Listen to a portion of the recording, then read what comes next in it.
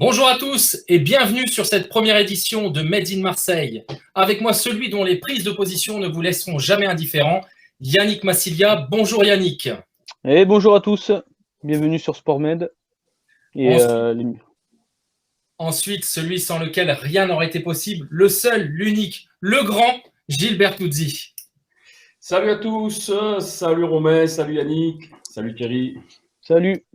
Enfin, notre invité principal, celui qui nous fait le plaisir de nous gratifier de sa présence et dont la sympathie et le verbe vont de pair, Thierry Audibert. Bonjour Thierry. Bonjour tout le monde, merci pour cette introduction qui est quand même assez excessive quand même. Hein, voilà. Mais bon, ça me fait plaisir d'être avec vous en tout cas. Alors, elle est très représentative de ce que je pense et de ce qu'on pense de toi, mon cher Thierry. Donc, elle est au contraire très juste, je trouve. Alors, chers amis olympiens, cette émission est faite pour les supporters et rien que les supporters. Elle a vocation à être interactive et vous êtes et vous serez la voix des supporters. Et j'y reviendrai d'ici quelques instants. Alors, pour le programme, Yannick, est-ce que tu peux nous énoncer les différentes parties dont nous allons parler pendant cette émission ? Alors en première partie, il y aura le Mercato OM, donc la rumeur Mercato, incidence sportive et économique de la probable arrivée de Gerson. Ensuite, il y aura une page sur l'Euro 2020, la place de l'équipe de France dans le cœur des Marseillais. Et pour finir, une partie vente OM, retour sur les déclarations fracassantes du 31 mai. Alors justement, première partie, au rayon des arrivées, le cas de Gerson, cas très intéressant. Selon certains journalistes, c'est fait, l'arrivée de Gerson est imminente. Alors Gerson, Gilles, je me permets de revenir vers toi. Qui est ce joueur? Quel est-il? Est-ce que tu peux nous en dire plus? Je pense notamment à cette très bonne interview que tu avais faite de Raïssa Simplicio qui nous avait justement expliqué un petit peu de quel joueur il s'agissait. Est-ce que tu peux nous dire qui est ce nouveau joueur qui reste visiblement, qui sera le joueur le plus cher de l'Olympique de Marseille? Alors le plus cher, on ne sait pas encore exactement parce qu'il y a des divergences sur le montant du transfert. Hein. Il y a la presse française qui annonce l'accord conclu autour de 20 millions d'euros. Moi, je suis en contact avec des gens assez bien informés du côté du Brésil qui maintiennent un montant autour de 25 millions d'euros. On parle hors bonus, évidemment. Donc, on ne sait pas encore si ça sera le transfert le plus élevé, mais en tout cas, il fait d'ores et déjà partie des transferts, sur le podium, en tout cas, des trois transferts les plus élevés de l'Olympique de Marseille. Alors, Gerson, il vient de fêter ses 24 ans.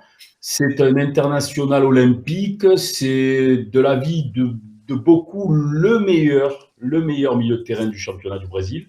Il a fait 2 saisons extraordinaires avec Flamengo. Il a notamment remporté 2 championnats et la Coupe intercontinentale. Ils ont perdu en finale du Mondial des clubs en décembre 2019 contre le Grand Liverpool. Donc, il a participé au renouveau du Flamengo. Flamengo, on rappelle que c'est l'Olympique de Marseille du Brésil. Hein. C'est le club le plus populaire de Rio. Rio qui compte 4 clubs professionnels. Hein. On rappelle Fluminense, Botafogo, Vasco da Gama et donc Flamengo. Et qui est également le club le plus aimé du Brésil. Son surnom d'ailleurs, c'est le O Mais Querido, le plus aimé, tout simplement. Donc, il joue dans un environnement, la pression il connaît parce qu'il joue dans un environnement qui n'a rien à envier à celui de l'Olympique de Marseille. Ensuite, le profil du joueur, alors il occupe, on appelle ça un volant au Brésil, c'est-à-dire que c'est pas vraiment un milieu récupérateur comme on a pu le voir récemment sur certains canaux d'information. C'est plutôt un joueur piston, un box-to-box qui se projette vachement vers l'avant et qui, ces derniers mois, a fait parler ses qualités de passeur décisif et voire de buteur. Si on pouvait le comparer, on le compare souvent, pas en termes de poste, hein, on le compare souvent un peu à Pogba, pardon, pas Drogba. Voilà, si on pouvait faire une petite analogie, ça serait plutôt avec Pogba. C'est un joueur qui apporte beaucoup d'intensité au milieu de terrain, qui a connu une expérience malheureuse en Europe, hein, il faut le préciser. Il est parti 3 ans en Italie, tout d'abord à la Roma, puis il a été prêté à la Fiorentina. Il était un peu trop jeune, il n'était pas vraiment positionné là où disons, ses qualités pouvaient s'exprimer au mieux. Il était plutôt placé sur un côté gauche. Donc voilà, une expérience malheureuse à mettre sur le compte de l'inexpérience. Aujourd'hui, il est prêt. de l'aveu de son entourage, de l'aveu de tous les observateurs, des journalistes, des supporters. Gerson est prêt à franchir le pas et vraisemblablement, c'est à l'Olympique de Marseille qui va le franchir de nouveau en Europe pour, espérons-le cette fois, une expérience plus heureuse que celle qu'il a vécue en Italie. Alors Yannick, justement, on parle du joueur phare du championnat brésilien. Je le décris tel qu'il est représenté par beaucoup, en tout cas par beaucoup de journalistes du Brésil. Justement, ça t'inspire quoi, pardon, cette arrivée de Gerson à l'Olympique de Marseille? Écoute, au-delà du prix du transfert annoncé, qui est quand même important pour les soi-disant finances du club, c'est une réelle curiosité de le voir évoluer en France, parce qu'en fait, globalement, personne ne le connaît, quoi. Même son passage, non, mais il faut dire la vérité, même son passage à l'AS Rome a été, personnellement, je ne me rappelle plus. Et apparemment, là-bas, au Brésil, il flambe. Le prix du transfert, écoute, ça reste un prix que c'est pas nous qui payons. C'est soit notre cher Franck McCourt, soit quelqu'un d'autre. Et donc, globalement, ça va, je te dis, ça va être une curiosité de le voir. Et on espère une très très bonne surprise pour l'Olympique de Marseille, parce que investir une telle somme, on a eu malheureusement il y a pas si longtemps le cas Strootman qui a été on a beaucoup investi dessus et ça a été un flop total. Donc écoute, moi je vais attendre de voir. Ça semble être un joueur box to box, un joueur puissant. J'ai vu deux trois vidéos, c'est toujours pareil, une vidéo tu peux en faire ce que tu veux. Donc écoute, on va attendre, mais franchement vraiment une curiosité de le voir évoluer à l'OM, quoi. Alors, on sait que justement, Gerson était le joueur voulu par Sampaoli. Thierry, est-ce que tu penses qu'il va justement faire son effectif, modeler son effectif, pardon, autour de lui? Est-ce que tu penses qu'il va entrer justement dans un système de jeu différent que celui qu'il a pu avoir lors des derniers matchs à l'Olympique de Marseille? On le voyait plutôt en 3-5-2 pour ne pas être très exhaustif. On sait aussi qu'il apprécie beaucoup le 4-3-3. Est-ce que tu ne le verrais pas dans un rôle justement de numéro 8, un peu à la Pogba, comme le disait tout à l'heure Gilles, sur la corrélation entre les deux joueurs, évidemment bien trop flatteuse à l'heure actuelle, puisqu'on n'a pas encore tous les éléments de comparaison quant à ce joueur. Mais est-ce que tu penses que justement ça va être le joueur autour duquel Sampaoli va créer son effectif? Thierry?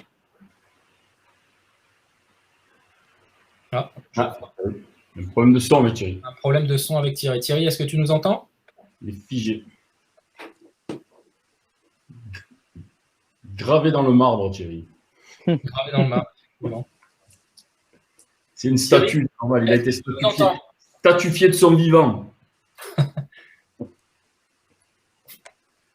Alors concernant Gerson, on peut dire aussi effectivement que son expérience en Europe était malheureuse. Il a même été prêté, comme tu le disais, à la Fiorentina et finalement ce prêt Gilles n'a pas été forcément très abouti et c'est la raison pour laquelle il a été revendu aussi en dessous de son prix d'acquisition puisqu'on sait qu'il avait été justement acheté autour de 18 millions par la Roma et si je ne dis pas de bêtises, il a été cédé après son prêt à la Fiorentina pour 12 millions justement au Flamengo, c'est bien ça?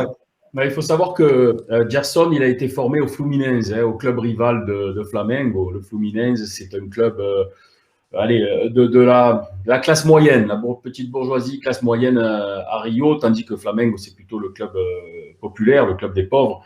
Donc, paradoxalement, Gerson, qui est un supporter de la première heure de Flamengo, a fait ses classes à Fluminense. Fluminense l'a vendu ensuite en Italie et c'est Flamengo qui l'a récupéré effectivement en 2019 pour ensuite le parcours que l'on connaît, dont je vous ai parlé tout à l'heure, et ces 2 années extraordinaires qu'il a vécues au sein du club Rubro-Negra, rouge et noir. Effectivement, en plus, il est arrivé très jeune en Europe, ce qui peut expliquer aussi qu'il a eu un temps d'adaptation qui soit un peu plus long que la moyenne. Alors, ça me permet aussi de pouvoir vous présenter justement nos 2 invités. Je vous le disais tout à l'heure et je reviens là-dessus. Notre émission est faite par des supporters de l'OM pour des supporters de l'OM et cette émission se veut interactive. Alors, évidemment, vous aurez la possibilité chers amis auditeurs, d'être la voix des supporters de l'OM dans nos futures émissions. Et à cet effet, aujourd'hui, nous accueillons Stéphanie ainsi que Olivier qui ont la possibilité justement d'interagir avec nous. Bonjour Stéphanie, bonjour Olivier, comment allez-vous? Bonjour à tous, ça va très bien, merci. J'espère que tout le monde va bien aussi. Salut. Olivier, tu nous entends?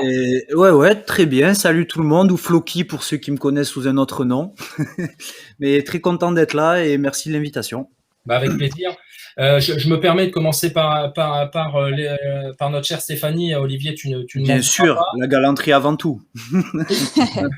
Évidemment. Merci justement de ta compréhension. Stéphanie, qu'est-ce que tu penses, toi, justement, du cas Gerson dans sa globalité, que ce soit aussi sportivement que économiquement, pardon. Que retiens-tu, toi, de l'arrivée de ce joueur-là? Déjà, je retiens que c'était le joueur que Sampaoli voulait. Donc, je pense que l'équipe va être faite un peu autour de lui. Enfin, je sais ce que j'imagine. Là, maintenant qu'on a réussi à le faire, bon, après, je pense qu'il va construire son milieu de terrain autour de Gerson. Ça a l'air d'être un joueur, on l'a découvert l'autre fois sur SportMed grâce à l'interview que Gilles a fait avec Raiza. Écoute, moi, il me plaît bien ce joueur-là. J'ai hâte de le voir. Pour tout te dire, je suis contente qu'il signe maintenant que je l'ai découvert et que j'ai vu un peu comment il était. Je pense qu'en effet, même s'il a eu une première expérience en Europe qui n'a pas été très bonne, comme vous disiez tout à l'heure, il était très jeune. Faut pas griller un joueur parce qu'il a raté une fois une expérience quelque part. Il était jeune, il a 24 ans maintenant, il est toujours jeune, mais il a de l'expérience, il sait très bien où il va. Il va venir à Marseille, je pense qu'il sait où il va. Et moi, je suis contente qu'on l'accueille. Bon, Stéphanie, je vois sur le chat que tu as déjà ton fan club, comme ouais, je sais. on a bien discuté tout à l'heure. Merci à tous. Ça me permet justement, Olivier, de recueillir aussi tes impressions sur l'arrivée de Gerson. Est-ce que tu es satisfait de l'arrivée du Brésilien? Alors Gerson, je t'avoue que c'était pas un joueur que je connaissais, hormis avoir regardé des vidéos YouTube comme je pense énormément de personnes. Oui. J'ai regardé quelques matchs dernièrement parce que ça en parlait. Donc oui, c'est un joueur qui a un gros volume de jeu, ça oui, donc une très très bonne recrue pour l'OM. Après, malheureusement, comme disait Stéphanie, il a cette étiquette de s'être planté sa première venue en Europe. Donc il va arriver avec cette étiquette. Donc voilà, je suis quand même assez sceptique, mais bon, il faut quand même leur laisser leur chance. C'est une équipe qui va redémarrer de zéro avec un nouveau coach, avec un nouveau projet. Donc ouais, bienvenue à lui si apparemment ça a l'air d'être officiel. Et j'espère que tout va bien se passer pour lui. Alors, est-ce que le prix du transfert, les différences, parce que c'est ça surtout qui est important, c'est pas en soi le prix du transfert. Tu as raison, Gilles, tout à l'heure, j'annonçais effectivement le joueur le plus cher de l'histoire de l'Olympique de Marseille, qui ne sera peut-être pas le cas, puisqu'il y a quand même des divergences entre les sommes qui nous sont annoncées par certains journalistes français et justement par certains journalistes très bien justement renseignés également au Brésil. Ça t'inspire quoi un petit peu, toi, justement, le montant du transfert dont il est question, qui reste malgré tout une somme conséquente, même si on se fie, Yannick, je pense que tu ne me contrediras pas, sur le prix qui est énoncé en France, parce que 20 millions, là où on avait du mal sur le mercato d'hiver à pouvoir envoyer 1 ou 2 millions justement sur Maëlle, le Danois, on serait capable visiblement à l'heure actuelle de pouvoir mettre 20 millions sur ce type de joueur. C'est là mon interrogation parce que bon, tu te dis une année Covid, après une saison de Ligue des Champions où tu as fait une seule recrue, je crois, réelle, c'est Enrique à 5 millions d'euros, voire plus, bon, selon les chiffres. Tu te retrouves en fin de mercato en fin de saison avec je sais plus combien de départs de joueurs, une équipe à reconstituer à 70-80%, donc c'est-à-dire entre peut-être 10 à 15 joueurs, et ta première recrue, tu tapes dans entre 15 et 30 millions d'euros, même si on ne sait pas exactement, et on t'annonce d'autres joueurs, on cible d'autres joueurs qui sont dans ces eaux-là. Donc ouais, alors est-ce que McCourt a décidé de réinvestir une somme folle à l'OM ou est-ce qu'il se passe autre chose? La question peut se poser, c'est un peu le fantasme du moment. On espère qu'il y aura des belles choses qui vont arriver parce que de toute façon, nous, ce qu'on veut globalement, c'est une belle équipe, des beaux joueurs et des moyens parce que malheureusement, sans moyens aujourd'hui, pour avoir une équipe avec des joueurs à fort potentiel, c'est pas possible. Donc, écoute, on va voir ce qui va se passer, mais bon, faire Gerson comme première recrue, sachant que tu en as encore entre 10 et 15 derrière à faire, moi, je trouve ça quand même fort, quoi. Effectivement. Alors Thierry, le verbe et la sympathie dont je parlais en introduction nous manquent. Nous n'avons pas eu l'occasion de t'entendre justement sur l'arrivée de Gerson, si ce n'est brièvement. Qu'est-ce que tu veux nous dire à ce sujet-là? Oui, je suis désolé. Je ne sais pas pourquoi ma connexion n'est pas le principe, elle est toujours. C'est bien, vous m'entendez bien? On t'entend, oui. Vous m'entendez visiblement pas? Ici, on t'entend. Ah, d'accord. Ouais, le problème avec Thierry, hein. Comme je te le disais tout à l'heure, ça va pas? Ça va, ça va. On a un décalage, mais ça va, on t'entend, Thierry. Pardon, Vas-y. vous m'entendez ou pas finalement? Oui, ce que je disais, c'est que sur Gerson, je ne me suis pas encore posé sur son cas, pas regardé de vidéo. Il y avait de telles incertitudes sur le transfert, même si on a toujours l'impression chaque jour que les choses j'ai appris à être méfiant en matière de transfert. Voilà, j'attends simplement qu'il ait signé, pas me pencher sur son cas. Je me méfie de toute façon parce que les vidéos, en principe, ne contiennent que les meilleurs morceaux de la carrière d'un joueur. Donc, elles ne sont pas d'un très grand enseignement, même si elles donnent une idée générale du profil et de la façon de jouer. Je ne sais même pas comment il compte l'utiliser et ce qu'il a vraiment derrière la tête. Il risque de se retrouver avec pas mal de milieux de terrain si en plus il y a Guendouzi qui arrive, s'il y a Almada qui arrive, il y a toujours Gay. Donc,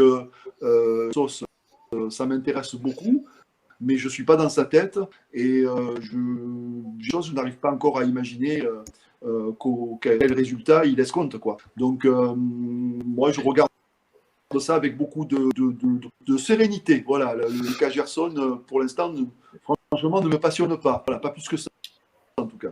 D'accord. Alors Gilles, c'est à toi que je vais poser cette question-là, justement. Est-ce que l'arrivée de Gerson, finalement, signifie-t-elle plus qu'un simple renfort de qualité? Est-ce qu'il y a quelque chose derrière tout ça? Est-ce qu'il y a... Pour le moment, il est trop tôt. Ce qui est sûr, c'est que c'est un signal fort. C'est un signal fort. Pourquoi c'est un signal fort? Parce que Sampaoli, elle nous l'a dit hier à Ise, quand on l'a reçue, quand on a parlé avec elle le 18 mai, on rappelle qu'on a fait l'interview il y a déjà plus de quasiment presque 3 semaines. Elle nous avait dit que Sampaoli, quand il est venu à l'OM, il en avait fait une de ses priorités. Il avait coché tout en haut de sa liste de souhaits.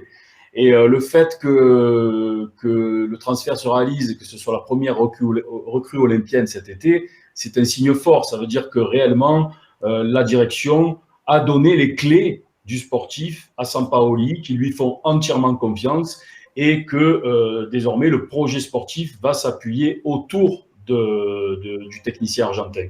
Pour moi, c'est ça le signe fort. Ensuite, que ce soit 20 ou 25 millions d'euros, quand on connaît les difficultés financières de l'Olympique de Marseille, ça aussi, c'est un signal, alors que certains vont interpréter comme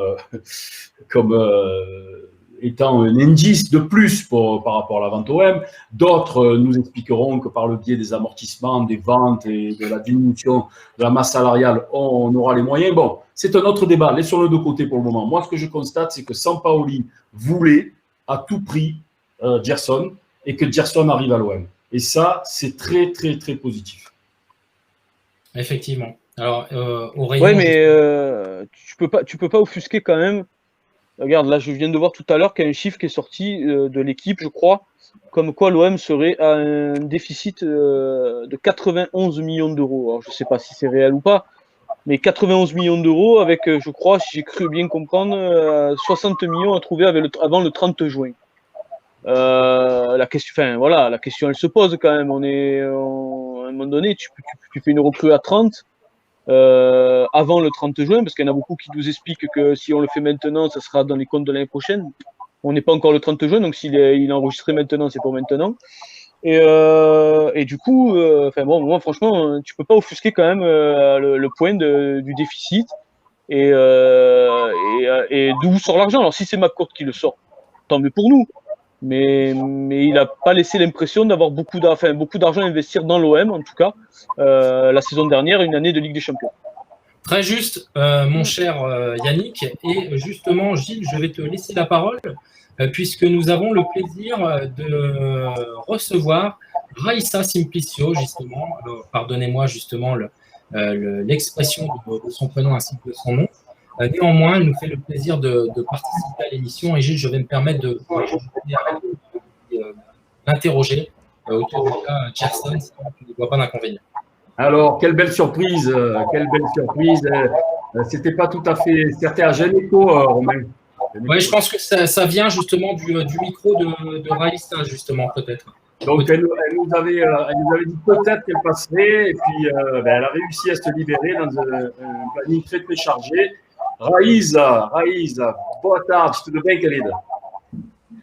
Boa tarde, meu amigo, boa tarde a todos vocês, a todos os fãs do Marselha. É um prazer estar aqui falando com vocês. Voilà, elle nous dit donc que c'est un réel plaisir d'être avec nous, avec toute la team OM, et elle nous souhaite évidemment un bon week-end, une bonne journée. Raíza, muito trabalho para você, né? A seleção, a Copa América, e agora a transferência do Gerson, que vai se concluir, provavelmente.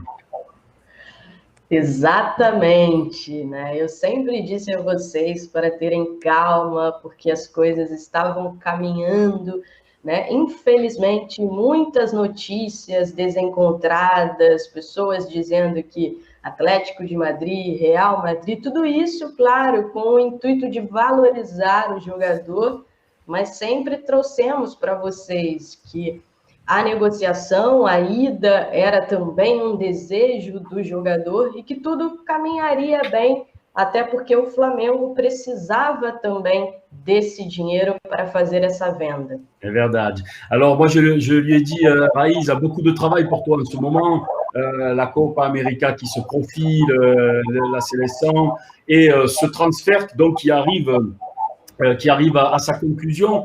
Et elle me dit, en effet, beaucoup de choses en ce moment dans l'actualité, particulièrement du côté de Rio, du Brésil. Et elle me dit, je t'avais dit que ce transfert irait au bout, que tout le monde était enclin à réaliser ce transfert, que les trois parties parlaient la même langue, et que tout irait bien se passer. C'est vrai qu'elle nous l'avait dit déjà il y a 2-3 semaines. Et bien aujourd'hui, les prédictions de Raíza sont en train de se réaliser. Raíza, aqui na França, a empresa está falando de valor de 20 milhões de euros. Você não tem a mesma notícia. O que você pode nos contar sobre isso? É verdade, falamos sobre isso, né? Conversamos sobre isso. A informação que nós temos aqui é que o valor seria 25 milhões de euros mais bônus, né? Os bônus são divididos por número de jogos do Gerson na temporada. Me passaram que se ele bater a meta de 25 jogos, o Flamengo vai ganhar bônus. Convocações para a seleção brasileira principal, classificação do Olympique de Marselha para a Champions League e também bônus em caso de título, né, do Olympique de Marselha na Liga Francesa.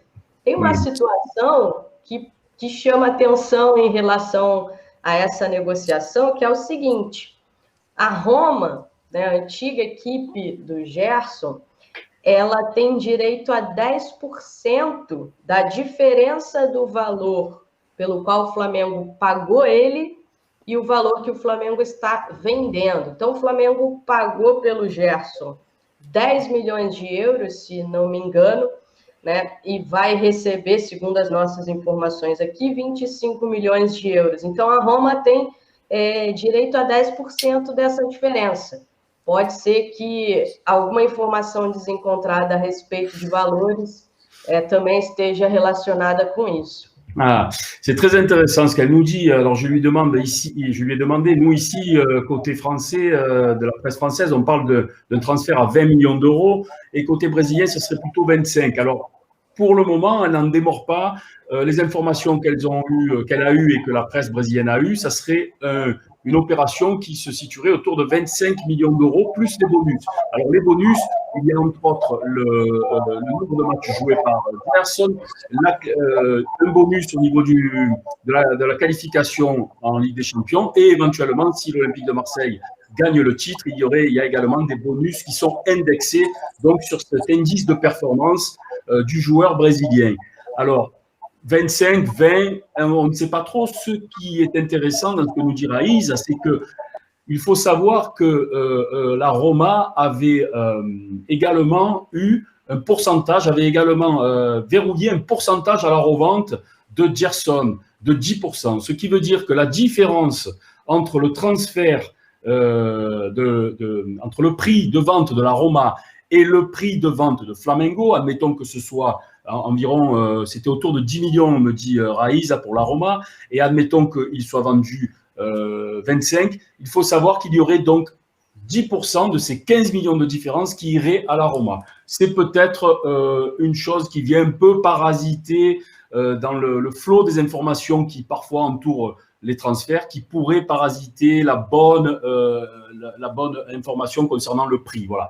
Donc, à noter, c'est 10% que doit récupérer la Roma sur la différence que va payer la différence de transfert entre le prix vendu par la Roma et le prix vendu par le Flamengo. Et Gilles, je vois sur le chat, d'ailleurs, ce serait bien de lui poser la question, puisque c'est un Brésilien. Il y en a beaucoup qui demandent de lui poser, est-ce qu'elle a des infos sur une possible venue de Coutinho à l'Olympique de Marseille? Raíza, aqui, a torcida do Olympique de Marseille, aqui que está conosco, está perguntando se você tem notícia, porque aqui estamos falando de encontro entre os representantes, a diretoria do Olympique de Marseille e os empresários do Coutinho, Felipe Coutinho. Será que você tem algumas informações sobre isso? Pois uma das informações que algumas pessoas me passaram em relação ao mercado é que o Coutinho seria um desejo do Sampaoli. Já conversamos algumas vezes sobre os desejos do Sampaoli, né? O Sampaoli, ele é um treinador que onde vai sempre gosta de muitas contratações, e o Felipe Coutinho seria mais um desejo do Sampaoli. Ainda não tenho muitas informações sobre negociação aberta, sobre o andamento das conversas, né? Mas eu tenho sim essa informação que o Coutinho é um desejo do Sampaoli. Prometo, quando tiver conversas, né? Quando souber de conversas ou coisas mais avançadas, eu conto para vocês. Ah, muito obrigado. Então, donc, en effet, Raïza nous dit qu'elle a entendu parler de certaines rumeurs faisant état de cette approche des dirigeants, des représentants de l'Olympique de Marseille auprès des agents de Coutinho. De son côté, elle ne peut pas confirmer, elle n'a pas d'informations précises concernant cette rumeur. Donc, pour elle, ça reste une rumeur. Par contre, ce qu'elle peut nous dire, c'est que c'est un joueur qui plaît beaucoup à Jorge Sampaoli. Et comme elle nous le disait la dernière fois lors de son interview, Sampaoli est quelqu'un qui, quand il arrive dans un projet, il exige beaucoup de recrues. Et elle sait que Coutinho est un joueur qui plaît énormément à Sampaoli. Donc, cela ne l'étonnerait pas qu'effectivement, il y ait une tentative d'approche pour voir, pour sonder, encore une fois, attention, pesons nos mots. Une approche ne veut pas dire qu'il y a des négociations et encore bien moins un accord. Une approche, ça reste une approche. Donc, ça ne l'étonnerait pas que Coutinho soit approché par des représentants de l'Olympique de Marseille pour voir un peu qu'est-ce qu'il en est. Et en tout cas, ce qu'elle nous promet, c'est que si jamais elle a des infos solides concernant ce dossier, elle nous tiendra informés en premier lieu. On la remercie. Une dernière question, uma última pergunta, Raíza. Você me falou, a gente conversou sobre isso hoje de manhã, ontem ou hoje, não lembro. Você me falou que talvez o Gerson poderia jogar a Copa América. Isso é uma possibilidade? Você pode nos falar um pouco sobre isso? Existe um grande problema aqui no Brasil hoje relacionado à Copa América, não só no Brasil, como toda a América do Sul. A competição seria na Colômbia, na Argentina, veio parar no Brasil de forma repentina. Isso não caiu muito bem dentro da Federação Brasileira, da Comissão Técnica e dos jogadores em relação à Confederação Brasileira. Então, existe uma confusão muito grande se de fato a Copa América vai acontecer, se não vai acontecer. Os jogadores que atuam hoje no futebol europeu não querem disputar a Copa América e vão externar essa situação depois do jogo contra o Paraguai pelas eliminatórias, falarão publicamente a respeito disso. Talvez o Tite possa até pedir demissão, existe essa possibilidade, enfim, tudo pode acontecer depois desse jogo contra o Paraguai, e aí muda tudo de figura em relação à Copa América. Realmente a Copa América tem uma relação de 28 jogadores, né?